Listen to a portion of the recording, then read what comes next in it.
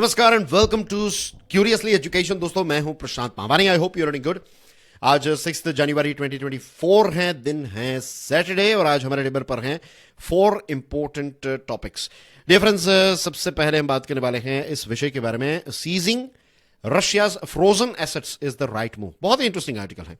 फिर Indian science Congress की बहुत ही खराब हालत हो चुकी है, इसके बारे में डिस्कशन करेंगे। देन वी हैव एमएसपी के साथ जुड़ा हुआ एक बहुत important topic, and then we have public health के साथ जुड़ा हुआ एक इंपॉर्टेंट टॉपिक जिसका नाम है ड्रग वॉर। तो ये ड्रग वॉर जो है, this one is about public health, ये वाला इकोनॉमी के साथ जुड़ा हुआ है, ये वाला साइंस के साथ, and this one is about geopolitics, right. लेकिन सबसे पहले रॉबिन शर्मा का एक quote, victims make excuses, leaders deliver results. कल भी हमने रॉबिन शर्मा का एक कोट देखा था, और हमारी एक स्टूडेंट है, रेगुलर स्टूडेंट है माधुरी, उन्होंने कमेंट में लिखा है, आई एम श्योर आपने वो कमेंट पढ़ी होगी दोस्तों, कि ये रॉबिन शर्मा की जो एक किताब है, who will cry when you will die, तो ये किताब की काफ़ी उन्होंने तारीफ की है और बताया है कि आई थिंक 2013 में उन्होंने एक किताब पढ़ी और तब से ये किताब उनकी वन ऑफ द फेवरेट रही है।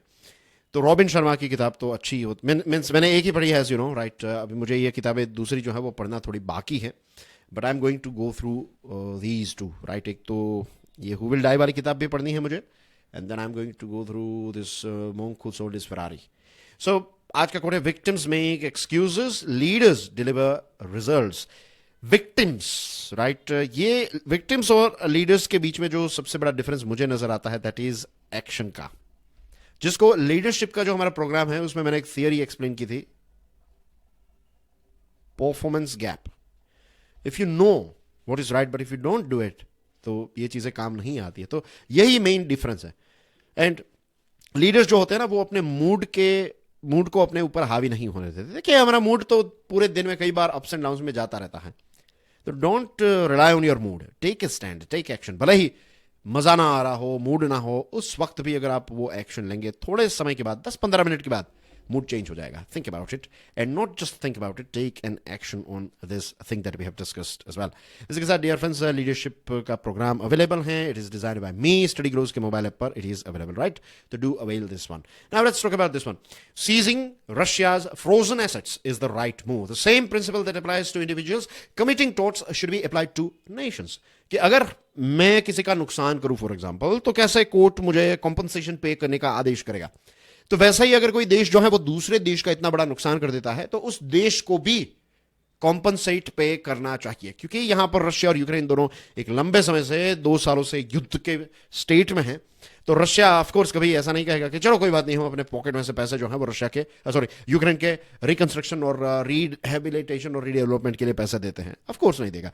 लेकिन अब G7 के देश और जो दूसरी सरकारें जो मदद कर रही थी यूक्रेन की, अब उन सरकारों में भी आपको फैटिग यानी कि थोड़ी थकान नजर आ रही है। और रशिया को पता था कि आज नहीं तो कल ये सारे सपोर्टर्स जो हैं वो थक जाएंगे, क्योंकि ये उनका खुद का युद्ध थोड़ी है, वो तो यूक्रेन को सपोर्ट कर रहे हैं। लेकिन एक्चुअली में तो वॉर यूक्रेन और रशिया के बीच में हो रहा है, तो जितना जुनून यूक्रेन और रशिया का होगा उतना दूसरे का तो नहीं होगा। तो अब ये फैटिग नजर आ रही है, थकान जो है वो नजर आ रही है। जितने पैसे वो देने की बात कर रहे थे, फॉर एग्जांपल $100 बिलियन, तो ये पेमेंट जो है वो टाइम पर रिलीज नहीं किया जा रहा है।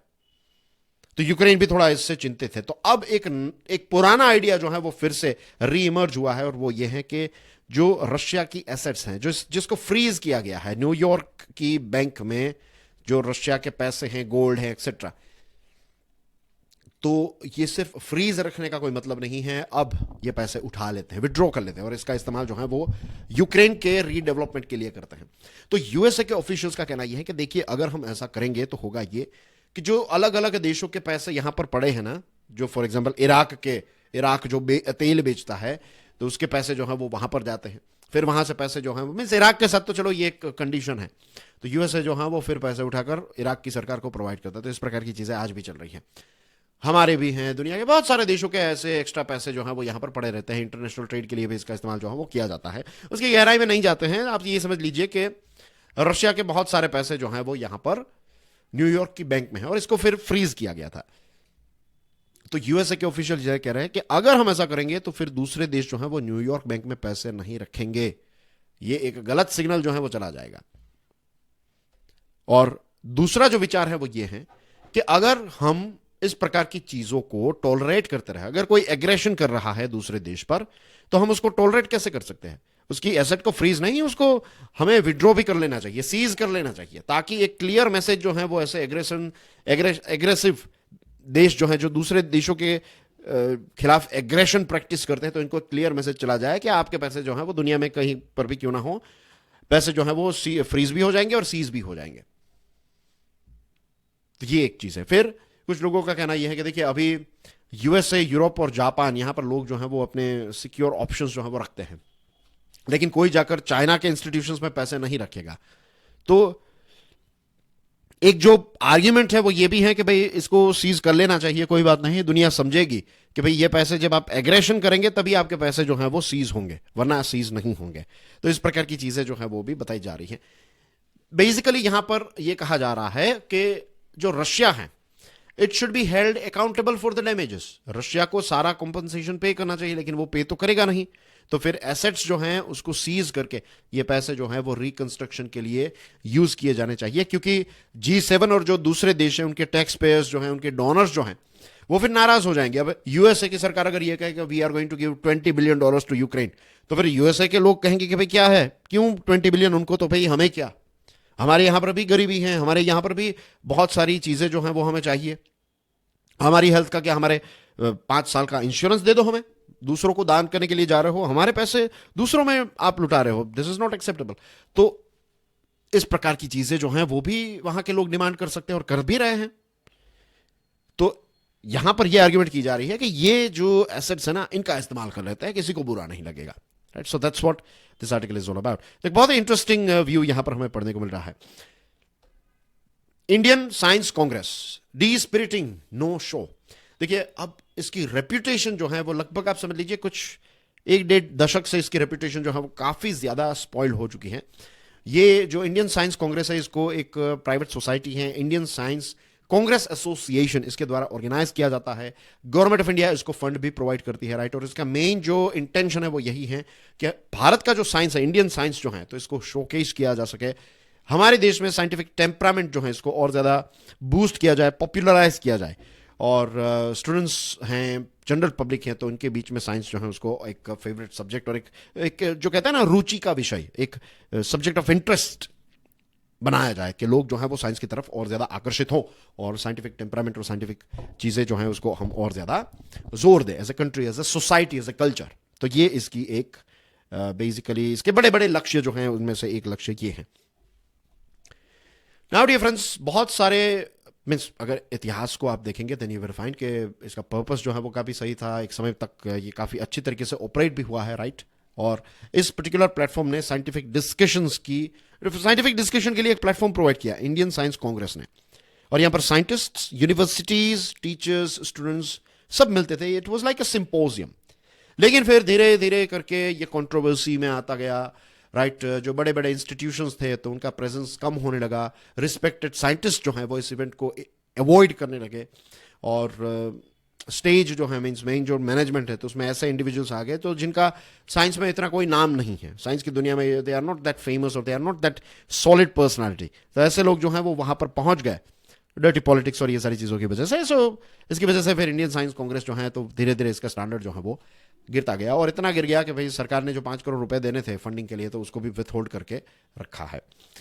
तो इंडियन साइंस कांग्रेस जो है अब इसको रीजुविनेट करने की बात बताई जा रही है। एज यू कैन अंडरस्टैंड कि ये एक बहुत ही इंपॉर्टेंट प्लेटफॉर्म है, अभी तक इसने एक बहुत ही इंपॉर्टेंट रोल प्ले किया है और आगे भी एक इंपॉर्टेंट रोल जो है वो प्ले कर सकता है, राइट। हमें इसको मरने नहीं देना है। इसका जो अभी फॉर्म खराब है तो इसका मतलब ये नहीं है कि ये घोड़ा अब कभी नहीं दौड़ेगा, राइट। अभी फॉर्म खराब है, थोड़ा इसको फिर से रिबूट करके रीजुविनेट किया जा सकता है, और अभी फॉर्म खराब है तो it should be A wake up call कि इसमें जो जो इंपॉर्टेंट रिफॉर्म्स चाहिए वो रिफॉर्म्स करके सरकार जो है इसको फिर से रिबूट कर सकती है। It is very very important कि हमारी सोसाइटी, हमारे कल्चर में, हमारे देश में साइंटिफिक टेम्परामेंट जो है वो लोगों का हो, राइट। सो इसके बहुत सारे फायदे हैं, बहुत सारे इनोवेशंस होते हैं। ऐसे साइंटिफिक सोसाइटी जब होंगे, इट्स नॉट जस्ट के फिर साइंटिफिक सोसाइटी है तो we will start hating literature and art. No, it is important. Art and literature वो तो इंसान की आत्मा के लिए है। ये सारी चीज़ें जो है science and things, it's for our survival, it is for making our lives a bit easy, it is also about improving the things or the damages that we have already done. ये सारी चीज़ों के लिए we need science. And we need both in fact, right, we need science and art, ये दोनों का fine balance हो तो इट्स गुड, इट्स मीन्स इसका फाइन बैलेंस जहाँ पर भी है वहाँ पर आपको पता चल जाएगा. In fact it's a very interesting observation कि जो देवी सरस्वती हैं, सरस्वती माता जी जो हैं, तो उनको आप देखेंगे देन यू विल फाइंड कि उनके एक हाथ में वीणा है और दूसरे हाथ में किताब है. So art is represented by Veena, and जो किताब है तो लेट्स से कि it represents theories and science. तो इस दोनों का फाइन बैलेंस जो है that is Saraswati. This is an observation, आप सोचिएगा इसके बारे में. Now let's talk about a very interesting topic. Economy के साथ जुड़ा हुआ है. हमारी जो इकोनॉमी है तो इसको खेती प्रधान इकोनॉमी कहते हैं, क्योंकि आज भी जो मैक्सिमम लोग काम करते हैं हमारे देश के वो खेती बाड़ी के साथ जुड़े हुए हैं. 45% से लेकर 50% जितने लोग जो हैं वो आज भी हमारे देश में किसान हैं. That's why it is called agriculture based economy. भले ही जीडीपी में कंट्रीब्यूशन सर्विस सेक्टर का ज्यादा हो, लेकिन क्योंकि लोग ज्यादा खेती बाड़ी के साथ जुड़े हुए हैं, so that's why it is called, our economy is called agriculture based economy. अब इंडियाज एमएसपी पॉलिसी की बात करें, minimum support price. Minimum support price के बारे में आप जानते हैं, तो उसकी जो बेसिक डेफिनेशन है उस पर मैं नहीं जा रहा हूं. It's a very basic thing, right, minimum support price. अब मिनिमम सपोर्ट प्राइस के बारे में यहां पर बताया गया है, it's a very interesting observation, कि ये डिस्क्रिमिनेशन क्रिएट करता है.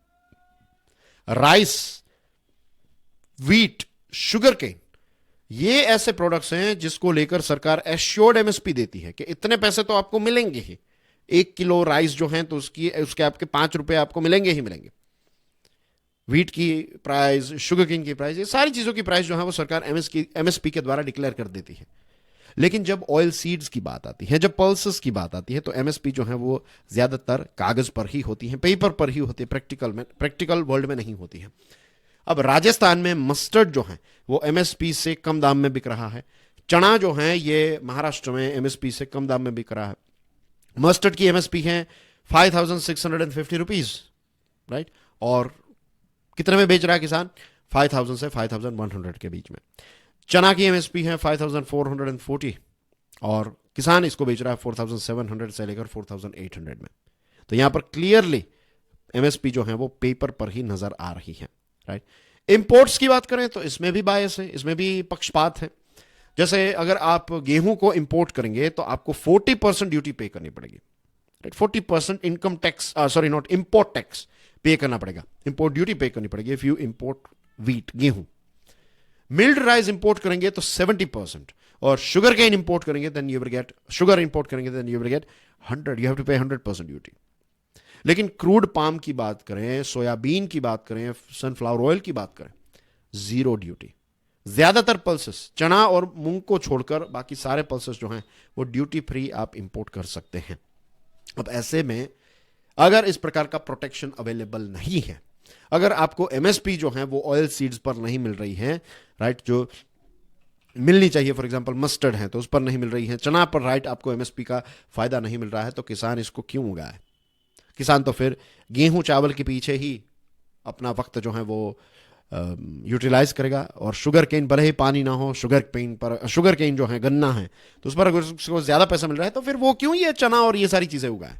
खरीद लेगा वो चना कहीं से, उसको जितना खाने के लिए चाहिए वो खरीद लेगा. भले ही फिर हमारे देश के जो मजदूर हैं उनका सबसे बड़ा प्रोटीन का सोर्स जो है, क्योंकि मजदूर हैं, आप मेहनत मजदूरी का काम करते हैं, यू नीड दैट प्रोटीन. सिर्फ जिम में जाने वाले लोगों के लिए प्रोटीन नहीं है, प्रोटीन हम सब के लिए इंपॉर्टेंट है, राइट. ये रिपेयरिंग का काम करता है हमारे मसल्स का, और खास करके जो हार्ड वर्क करते हैं तो उनको तो प्रोटीन चाहिए ही चाहिए, उनका पेट ही नहीं भरता प्रोटीन के बिना. And they can not afford meat every day. वो हर रोज मटन नहीं अफोर्ड कर पाएंगे, वो हर रोज चिकन अफोर्ड नहीं कर पाएंगे, एग्स अफोर्ड नहीं कर पाएंगे, राइट. तो चना और ये सारी चीजें ऐसी हैं कि कम दाम में पूरा परिवार जो है, 1-2 मुट्ठी आप लोगे तो इतनी सब्जी बन जाएगी चने की कि पूरा परिवार जो है वो खा पाएगा, 4-5 लोग, राइट, रफली स्पीकिंग. तो सबसे अफोर्डेबल सोर्स ऑफ प्रोटीन जो है उसकी ही कमी हो जाएगी हमारे देश में, तो डायरेक्टली इसकी इंपैक्ट जो है वो हमारे मजदूरों पर आएगी. तो अगर हम हमारे मजदूरों के बारे में सोचते हैं, हमारे किसानों के बारे में सोचते हैं, right, then we have to provide MSP to them. And this has been proved as well कि जिस पर्टिकुलर क्रॉप को सरकार प्रॉपर एमएसपी प्रोवाइड करती है, किसान उस दिशा में दौड़ते हैं। किसान जो है वो उस दिशा में दौड़ने का मतलब यह है कि वो पर्टिकुलर क्रॉप जो है उसको और ज्यादा उगाएंगे। एडिबल ऑयल हमने पता है कितना इंपोर्ट किया, 11.6 मिलियन टन पहले हम इंपोर्ट करते थे 2013-14 के टाइम पर। Now we are importing somewhere around 16.5 million ton.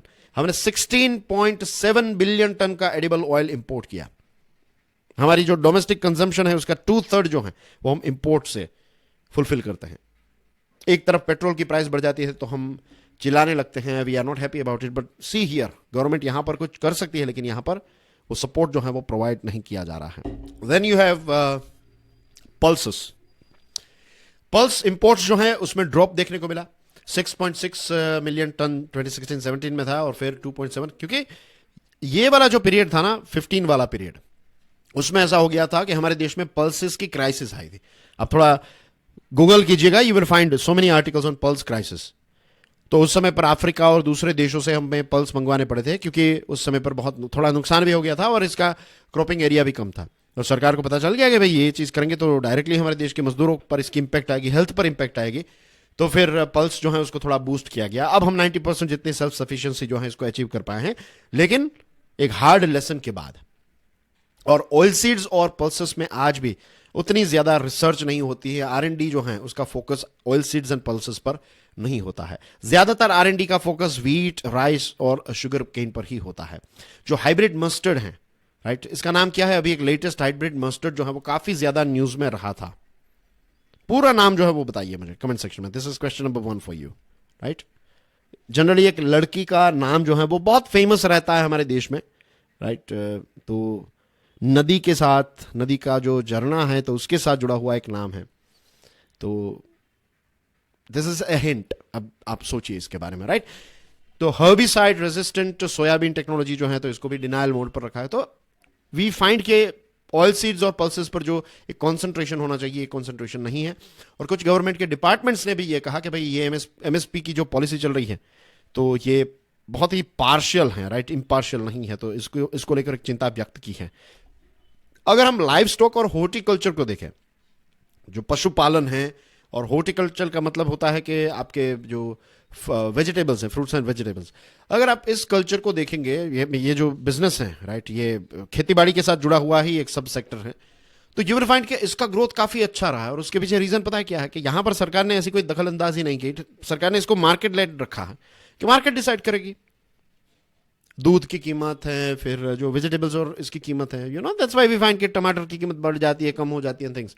But anyways, ये मार्केट लेड है, इसकी वजह से किसान जो है यहां पर अच्छे पैसे कमा पा रहे हैं दूध में और हॉर्टिकल्चर में। एंड कि बहुत सारी जगहों पर वी फाइंड के, फॉर एग्जांपल गुजरात में जो बनासकाठा है, वहाँ जो हमारा डिस्ट्रिक्ट है नॉर्थ का, गुजरात के नॉर्थ का, जो राजस्थान के से नजदीक पड़ता है, आप देखिएगा गुजरात के मैप में बनासकाठा एंड थिंग्स, तो वहां की जो महिलाएं हैं, राइट, जो किसान महिलाएं हैं, तो वो लाइव स्टॉक पशु पालन का काम करती है। एंड बहुत सारी महिलाएं जो हैं वो महीने में 2-2, 3-3 लाख रुपए they are making from milk, right. तो don't underestimate the power of किसान महिलाएं।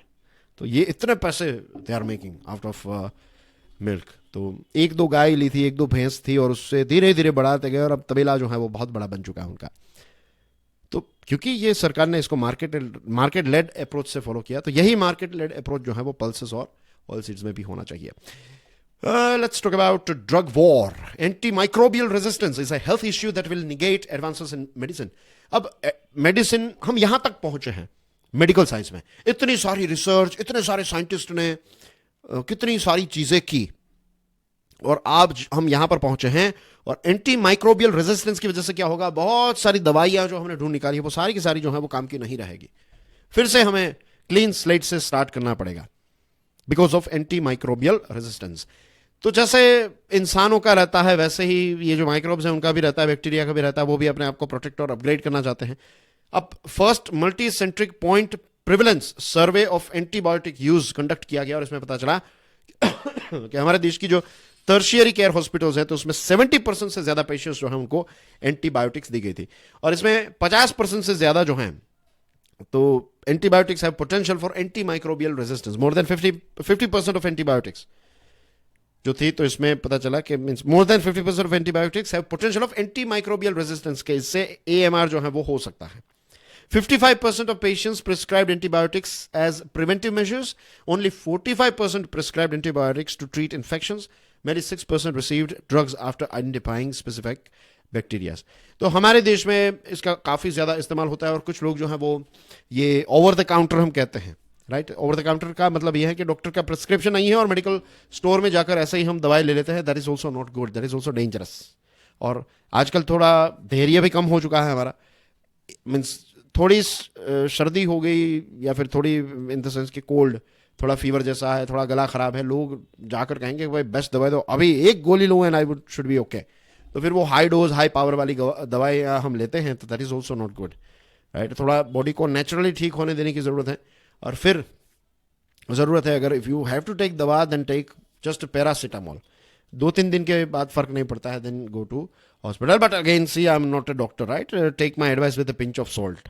मीन्स आप खुद का दिमाग लगाइएगा इसमें. I am not a doctor, तो मैं अगर ऐसी कोई बात यहाँ पर कर रहा हूँ तो don't take it that seriously, क्योंकि अगर कोई डॉक्टर कहें, क्योंकि वो क्वालिफाइड हैं, right. I am just an educator, I am not a doctor. I can not say something with a command when it comes to this sort of things. But generally we know कि अगर थोड़ी बहुत चीज़ें हैं then we can 1-2 दिन में ठीक हो जाएंगे हम, राइट. अगर एक जनरल फ्लू है, but if you feel not that much not well then you can have a word with your family doctor.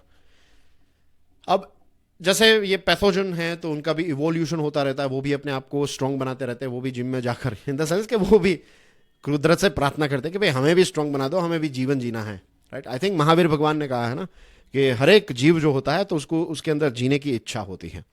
It applies to every one, even an ant और वो सारे पैथोजन्स जिनको हम देख नहीं सकते, तो वो भी जीना चाहते हैं, वो भी अपनी स्पीसीज को आगे बढ़ाना चाहते हैं. तो पैथोजन्स जो है वो अपने आप को फोर्टिफाई कर लेते हैं, अपने आप को स्ट्रांग बना लेते हैं, और फिर ड्रग्स की असर जो है उन पर नहीं होती है. They stop responding to drugs, और फिर चीज़ें जो हैं वो डेंजरस हो जाती हैं. तो मिसयूज और ओवर यूज जो है उसकी वजह से एएमआर जो है वो होने लगा है. और WHO का एस्टिमेट ये है कि बैक्टीरियल एएमआर की वजह से 1.27 मिलियन लोगों की मृत्यु हुई 2019 में. And AMR contributes to 4.95 million deaths globally. और इसकी वजह से फिर इन्फेक्शन जो है उसको ट्रीट करना और ज़्यादा डिफिकल्ट हो जाता है. सर्जरी, सिजेरियन सेक्शंस, कीमियोथेरेपी, ये सारी चीज़ें जो हैं ये और ज़्यादा रिस्की हो जाती है बिकॉज ऑफ एएमआर. तो रैशनल यानी कि बुद्धि लगाकर तार्किक तरीके से जो लीगली अलाउड है, जो मेडिकली अलाउड है, उतना ही एंटीबायोटिक का इस्तेमाल जो है वो करना चाहिए. और इसमें डॉक्टर्स और सरकार दोनों को मिलकर एज ए टीम यहाँ पर काम करना पड़ेगा, क्योंकि ये हमारे देश में एक बहुत बड़ा चिंता का विषय बनता जा रहा है. And that's basically everything in today's discussion dear friends, right. अगर आपने ये कोर्स अवेल नहीं किया है तो अवेल ज़रूर कर लीजिएगा. I don't know what you are waiting for. आप डेमो लेक्चर्स एक बार देख लीजिए and I am sure you will like this limitless leadership program. बहुत सारी चीज़ें आपको इसमें सीखने को मिलेगी. It will for sure give you a new vision. It will change your life forever. ये एक मेरा वादा है. आप देखिएगा लेक्चर्स को and you will find that thing.